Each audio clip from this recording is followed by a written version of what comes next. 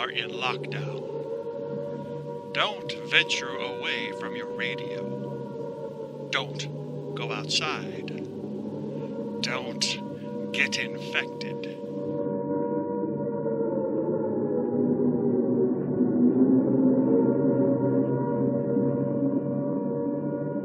Welcome to Quarantine.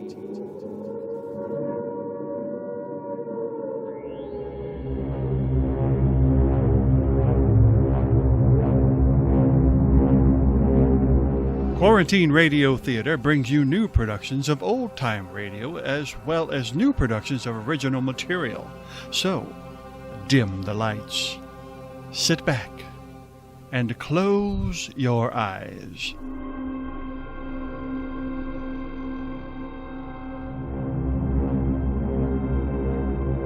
We are in quarantine. Welcome to Quarantine Radio Theater's 7th episode, Railroaded. This show was originally produced in June 1952 as part of the Night Beat series. Now I know what you're thinking. Doesn't Brant usually do these intros? Well, Brant is busy, walking the pets. He doesn't know I'm chatting with you. I always wanted to introduce one of these shows on my own, so let's make it quick. I'm still on thin ice from before. I found an old storage closet to sneak away to. Now for my best Brant impression. Sometimes we make mistakes, and sometimes stakes are made. So what does that mean? It means enjoy Quarantine Radio Theater's Railroaded.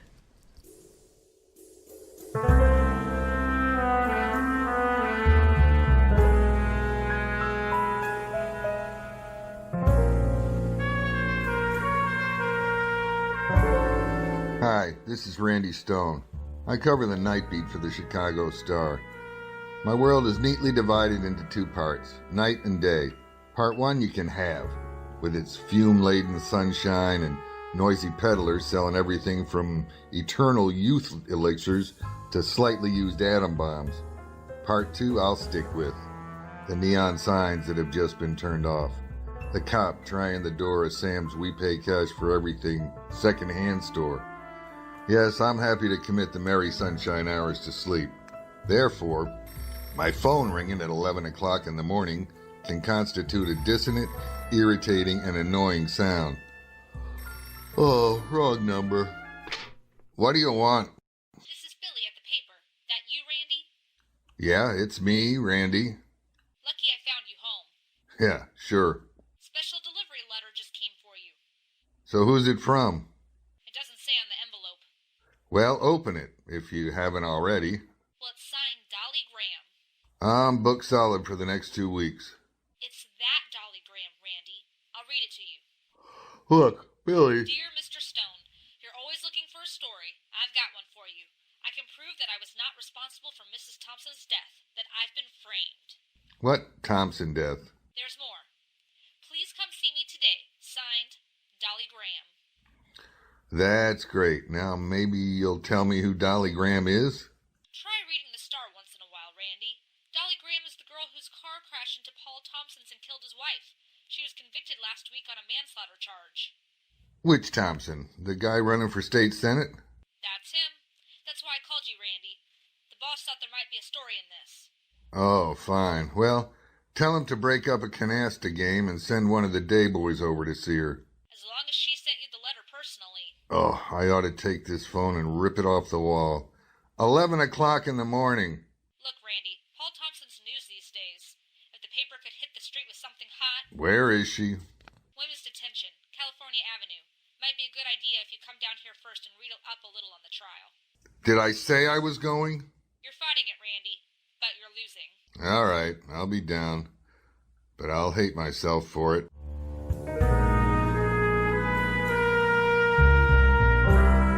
I adjusted my perspective to daytime living, and a couple of hours later I was down at the paper's library reading up on the trial of the People versus Dolly Graham. The Graham girl hadn't had a chance. According to witnesses, she'd driven her car out of her own driveway at a dangerously high rate of speed and run straight into Thompson's car. To cinch the case against her, the DA pointed out that the girl had 2 previous reckless driving citations, and at the time of the accident, her driver's permit had been suspended. Public sympathy had all been with the Thompson family. From the facts, any guy in his right senses would have forgotten the whole thing.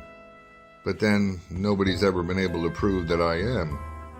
So I went over to the Women's Detention Center for a visit with Dolly Graham. The matron, I discovered, was an old friend of mine. Randy Stone. Glad to see you. Draw up a chair.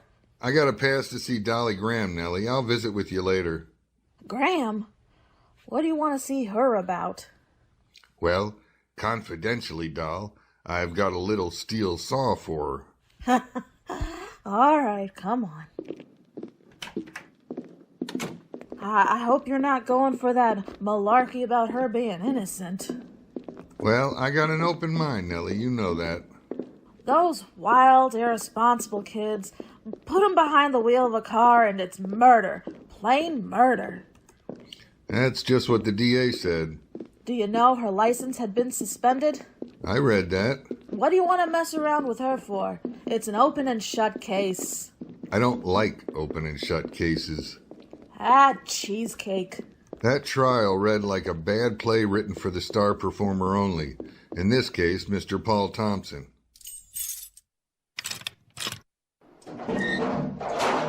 You're crazy, but I love you anyways, Randy. Maybe if you shave regularly. Hey, you got a visitor, dearie. Who is he? 19 years old. She might as well be 90. 10 minutes, Randy. If you need help, just holler. And I wouldn't be too surprised.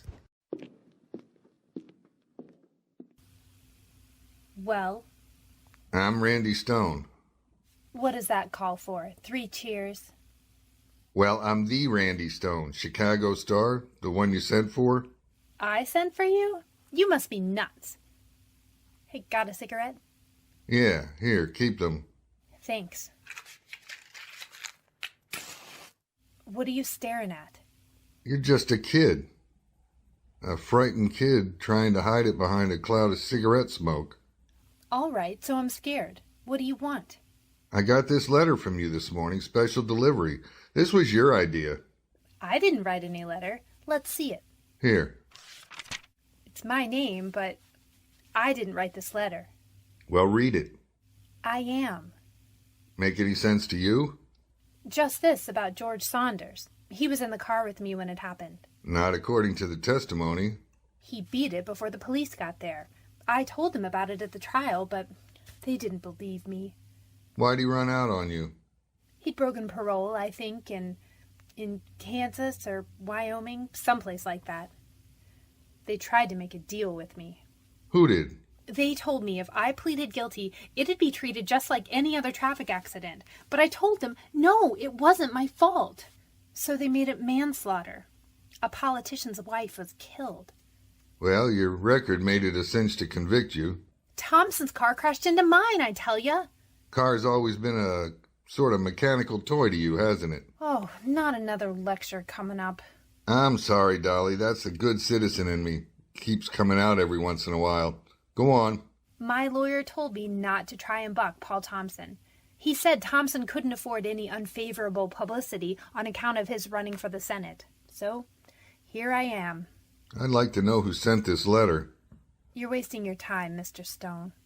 Well, you keep talking. Tell me anything you can remember.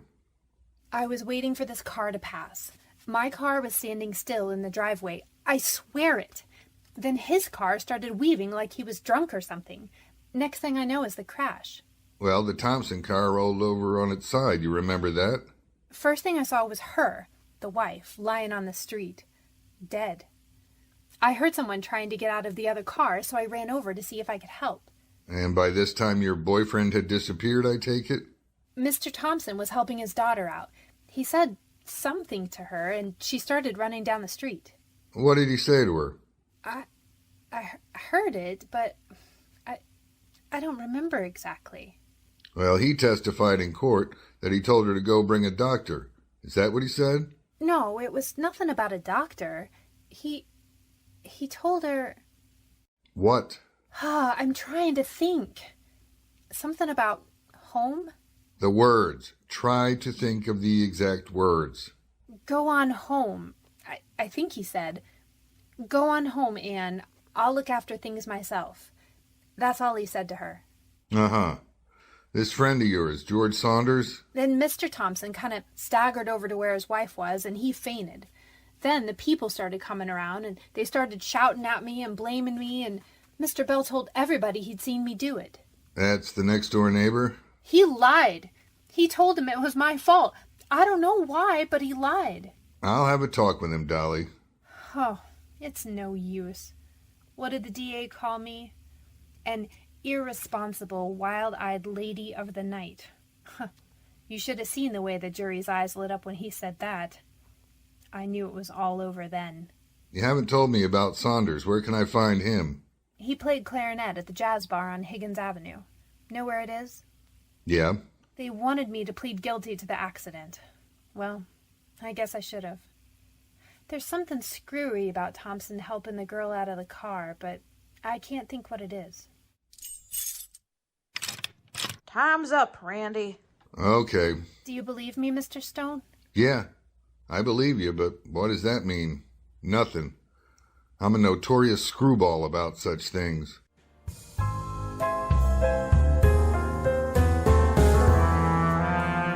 I believed her. Maybe it was intuition. Maybe it was just the frightened, pleading look in the girl's eyes. I went back to the office and read the trial records again. If ever a conviction had been prefabricated, Dolly Graham had gotten it. The evidence had been flimsy, the witnesses unreliable, and several times the jury had been reminded of Mr. Thompson's fine record as a citizen in the community. I worked myself into a belligerent frame of mind and went looking for Mr. George Saunders at the jazz bar on Higgins Avenue. A waitress told me he hadn't worked there since the day after Dolly Graham's accident. By 2 a.m., I was convinced that George Saunders wasn't in Chicago.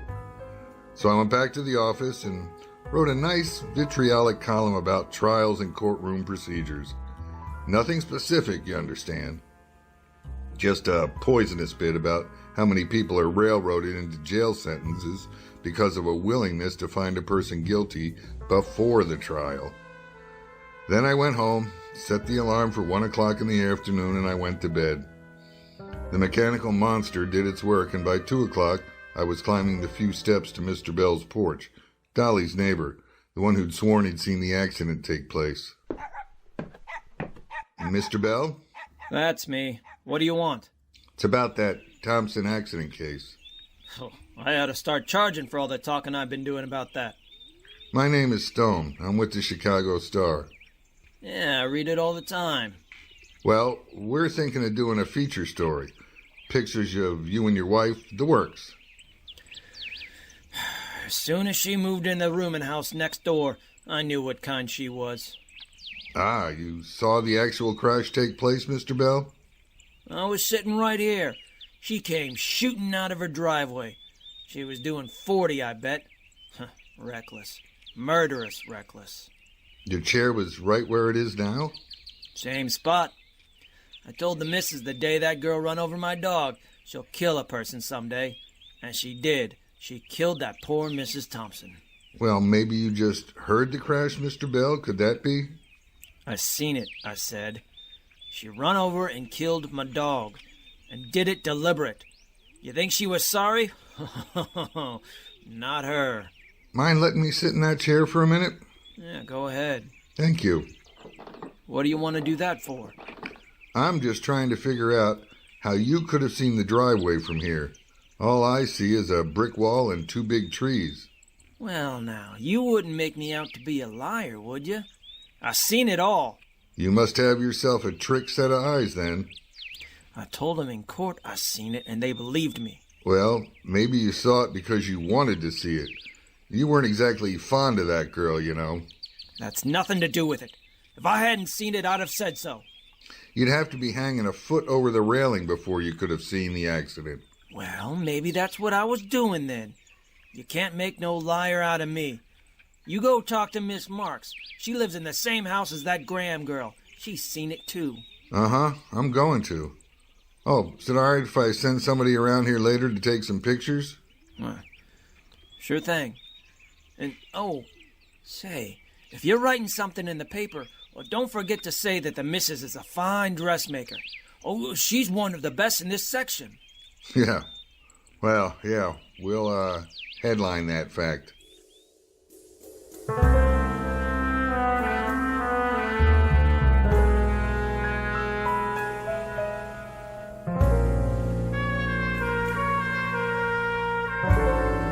This thing was beginning to scare me.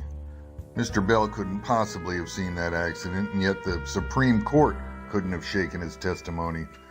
The girl had killed his dogs, and since that day he carried around enough malice in his heart to be able to send her to prison on a phony charge. I went next door to the rooming house where Dolly had lived. Miss Marks, another one of the witnesses against the Graham girl, lived in one of the upstairs rooms. And once again, here is charming Helen Forrest to sing a new number, They Say.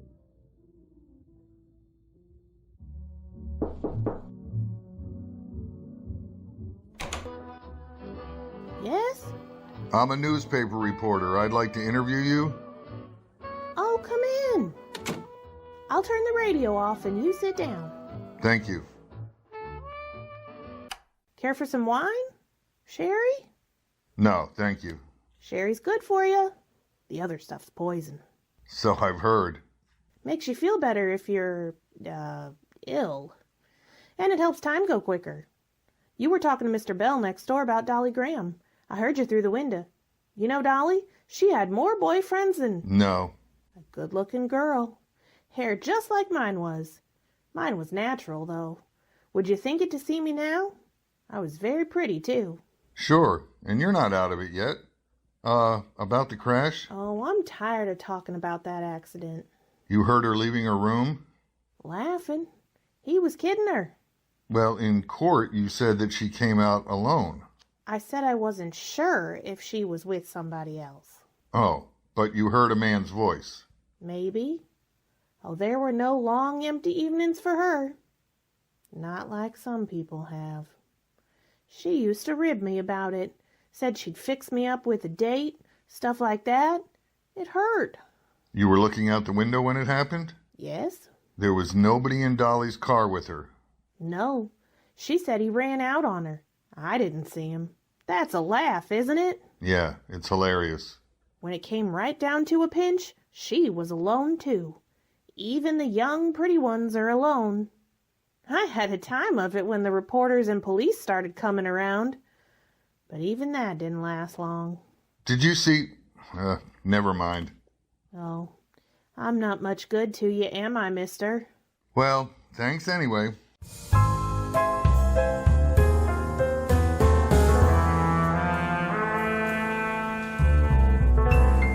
I checked into the office about 3 o'clock. Billy, the managing editor's girl Friday, collared me. Randy, come into the office for a minute. What's the matter, Billy? You look very unhappy about something.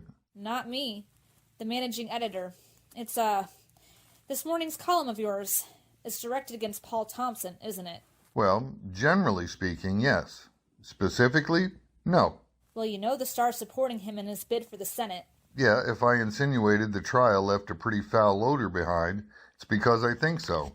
A judge tries her, a jury convicts her, but Stone the Avenger thinks she's been railroaded.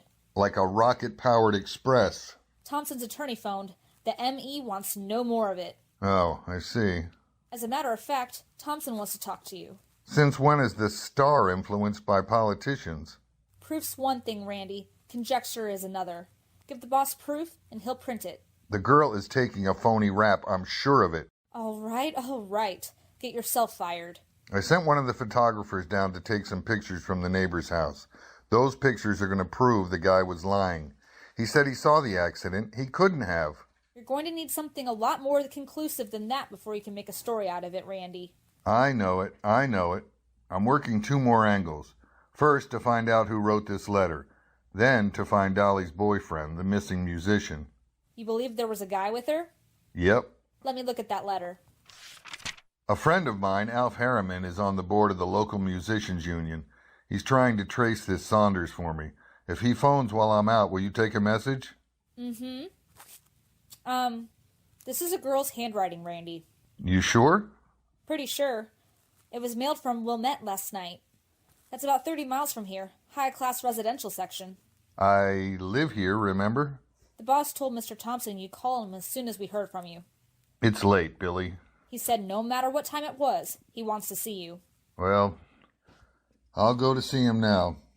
Don't forget, if Harriman phones, take the message. Harriman? The guy from the musicians union about Saunders? Oh. Now, how about Paul Thompson? He lives in the Nelson Apartments on Lakewood Terrace. Good. I'll call you as soon as he's bounced me out on the street.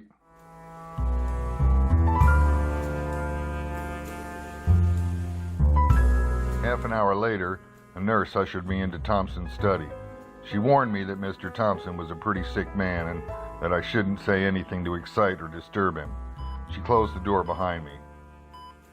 He looked old and tired, and he waved me into a chair near him.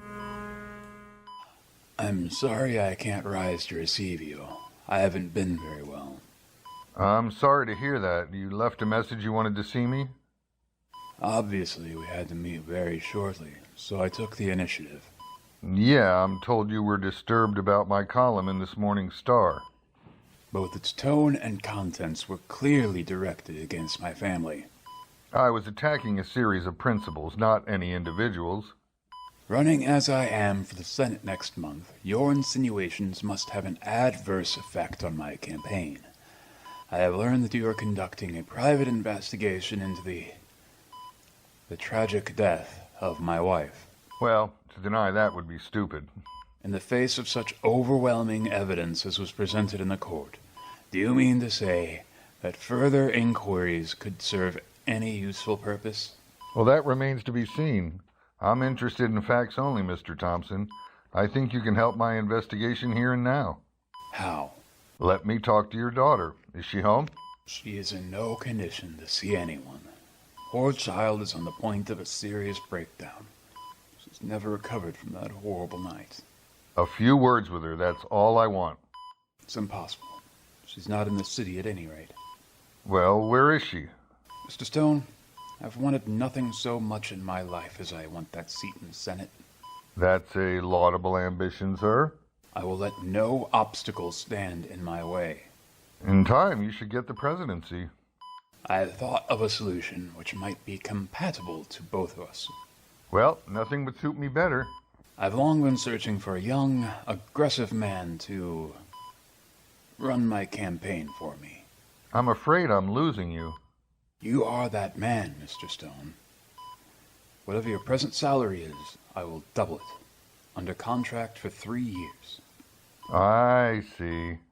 These attacks on my family must stop. I can't fight it, so I'll buy it. You've got this figured out for some high-class journalistic blackmail, haven't you, Mr. Thompson? There must be no more unfavorable... What's the matter, Mr. Thompson? What is it? Diabetic. Insulin on the table.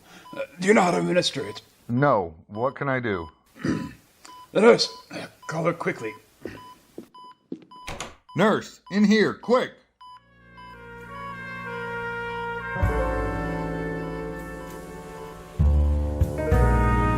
The nurse gave him the insulin, and I watched life come back to him. He tried to talk to me, but the nurse insisted that I go, an order that I lost no time in carrying out.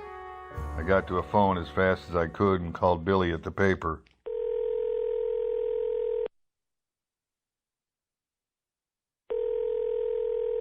Hello? Billy, I want you to do something for me in a hurry. Wait a minute. Your friend from the musicians union phoned. Well? He's located Saunders at the Exeter Hotel, downtown, room 312. Oh, good, good. Now, if I can get to him tonight... He's in his room. I checked with the clerk. And I sent one of the boys down to follow him in case he leaves. Well, thanks, Billy. It's nice to have you on the team. I saw the pictures taken from Bell's porch. He couldn't possibly have seen the accident. Yeah, I'll go down and talk to the musician right away. Now here's what you gotta do for me. Yeah? Go down to the Motor Vehicles License Bureau. Get me all the information you can on the Thompsons' driver's license. Both the old man's and the girl's. What's on your mind, Randy? I don't know yet. Well, I don't know if they'll give me any information this time of night. Well, give him a spiel about the Public Records Act. That'll work. Well, I see you. As soon as I can bring Saunders back to give us tomorrow's front page story.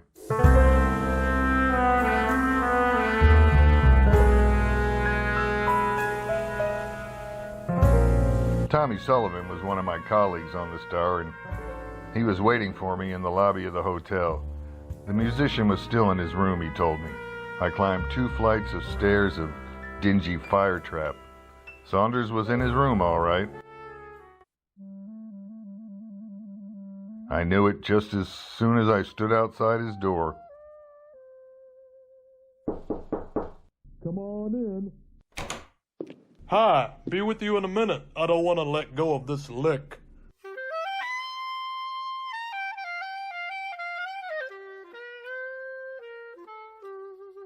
How'd you like it? That sounded great. I don't think I know you. What was it you wanted? It's about Dolly Graham.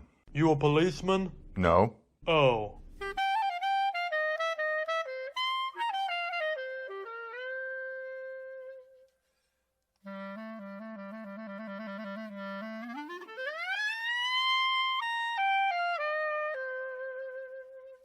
What was it you wanted? I talked to her yesterday.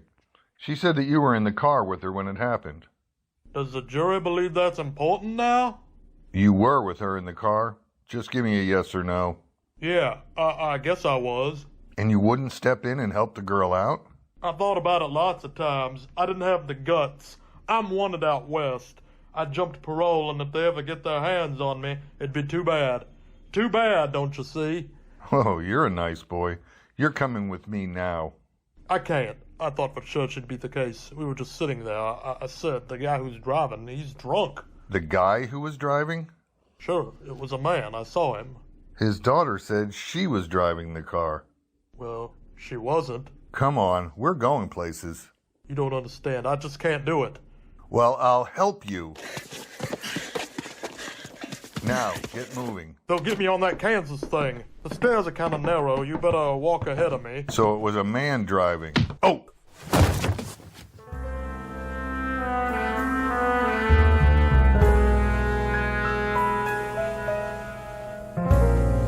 I don't know what he hit me with. If it was a fist, it had been milled by the American Steel Company.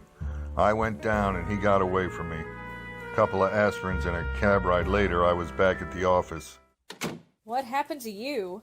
The musician hit and ran. He got away. What did you find out about the licenses? Thompson's daughter Ann.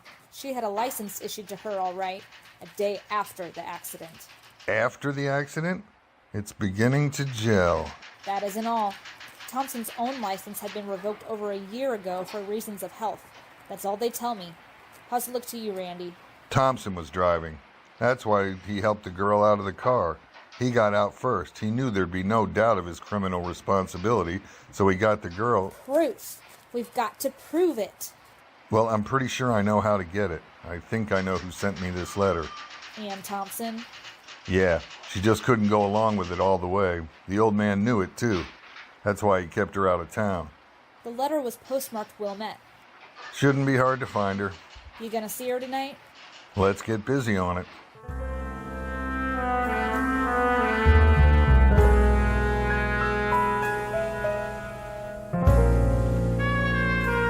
Wasn't too hard to find the girl. Postmark on the letter directed us to Wilmette, a high-class residential area 40 miles out of the city. The telephone operator there knew just who I meant, the Thompson girl, visiting with an aunt on Elm Street. I drove out there. The girl must have been waiting for me. I'd hardly pressed the bell on the door when it opened.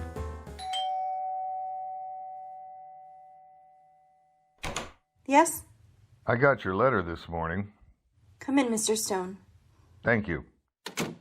Have you seen my father? Yeah, Is he all right? he's all right. I was hoping you'd come. I couldn't go on hiding a thing like that the rest of my life, could I? No, you couldn't. Dad didn't know Mother was dead. He thought it was just a traffic accident. So he told you to say that you'd been driving. He shouldn't have been driving. The doctor warned him. Do you want me to go back to the city with you? Yeah, I think you'd better. The police will want to talk to you and a lot of other people, too.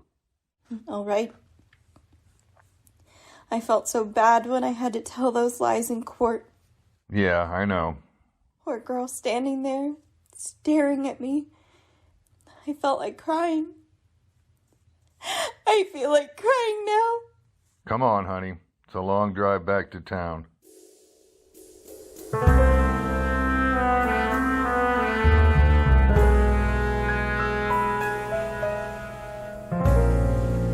So what does it prove? Maybe nothing. But then look at it this way. Dolly Graham almost served a prison term because of a chain of what amounted to perjured testimony. Oh, nothing intentional, mind you. Mr. Bell was too righteous a man to deliberately swear falsely. He just called his shots the way he thought they should be. The same with the lonely Miss Marks, who substituted bitterness and a small drop of sherry for the truth and nothing but the truth. And Mr. Thompson, who couldn't possibly lose the Senate race. See how some of the facts became confused in their minds because first they were confused in their hearts? And that's the truth of the matter. And those are the facts. Yep. By golly, bet your bottom dollar and sure thing. Huh. Copy boy.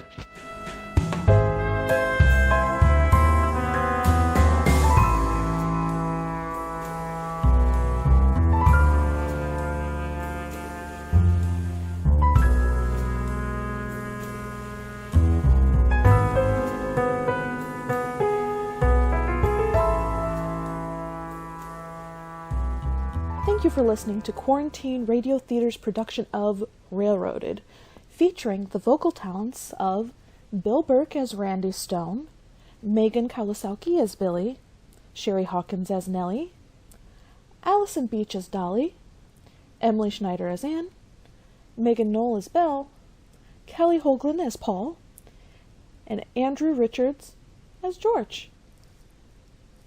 Quarantine Radio Theater is a collaborative effort uniting talented individuals from their homes using whatever recording means handy. We try to bring a little bit of entertainment to you, the listener, during these uncertain times. We have a few more shows left in this season, and we are excited to invite you to like and follow our page on Facebook. We provide information about the QRT cast as well as provide updates on upcoming shows. And please hit that like and subscribe button or follow on the YouTube. And guess what? We're also on your favorite podcast listening platform. Pretty neat, huh?